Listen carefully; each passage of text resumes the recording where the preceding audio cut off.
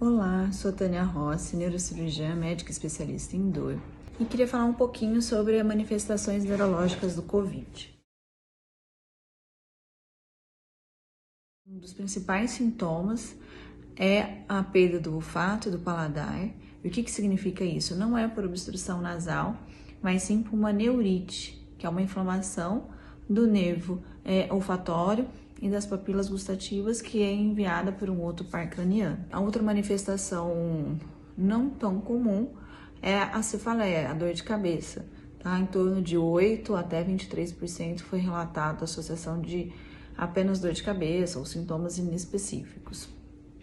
Aí a gente cai nos outros sintomas neurológicos um pouco mais graves, que são um pouco mais grave e um pouco mais raro, não é tão frequente, mas a gente viu que ele tem invasão sim do sistema nervoso central e periférico, causando algumas lesões cerebrais, né? A encefalite, a mielite. Tem alguns relatos de casos publicados na Itália de Guillain-Barré, tá? AVCs, acidentes vasculares cerebrais, tanto isquêmico quanto hemorrágico.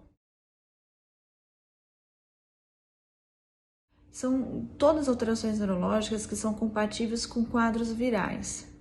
Qualquer vírus que causa um sintoma gripal, uma gripe ou uma diarreia, são vírus que podem sim acometer o sistema nervoso central e periférico, causando alguma dessas alterações. E o COVID, ele tá bem parecendo com outros tipos de vírus que a gente já estudou, já vem estudando, já tem um conhecimento maior, que tem tropismo, né, pelo sistema nervoso central, podendo sim ter uma sequela um pouco mais grave, que são essas manifestações neurológicas. Normalmente a perda do olfato e do paladar, eles têm demonstrado um retorno na maioria dos pacientes dentro de algumas semanas, tá? Em torno de 8 a 6 semanas. A maioria dos pacientes estão recuperando sim o olfato e o paladar.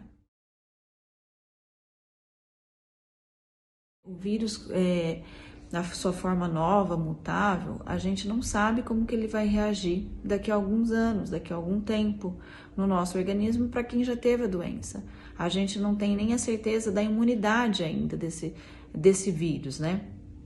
Tem alguns relatos de trabalho de casos que alguns pacientes voltaram a ter o exame de PCR positivos, que foram relatado que esse PCR agora na última semana, que poderia ser só a partícula proteica do vírus, né, morta, que era um falso positivo, mas a gente não sabe se essa imunidade que o vírus causa no organismo, se é uma imunidade duradoura, se é uma imunidade que pode ser apenas 1 ano, 2 anos.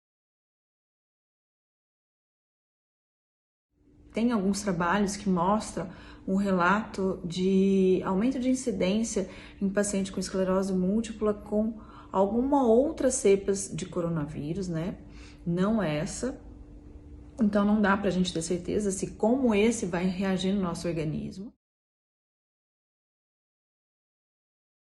Trabalhos mostram que algumas doenças neurodegenerativas têm a hipótese diagnóstica da gente ter começado por algum processo inflamatório ou até mesmo infeccioso, tipo a doença de Parkinson. A doença de Parkinson, uma das etiologias, as possibilidades de etiologias da doença de Parkinson é que o indivíduo tem uma predisposição genética e por algum processo infeccioso, principalmente infecções virais que acomete o bulbo olfatório, que dá esse tipo de neurite olfatória por perda de paladar, esse vírus, pelo nervo olfatório, ele ascende ao cérebro, tá?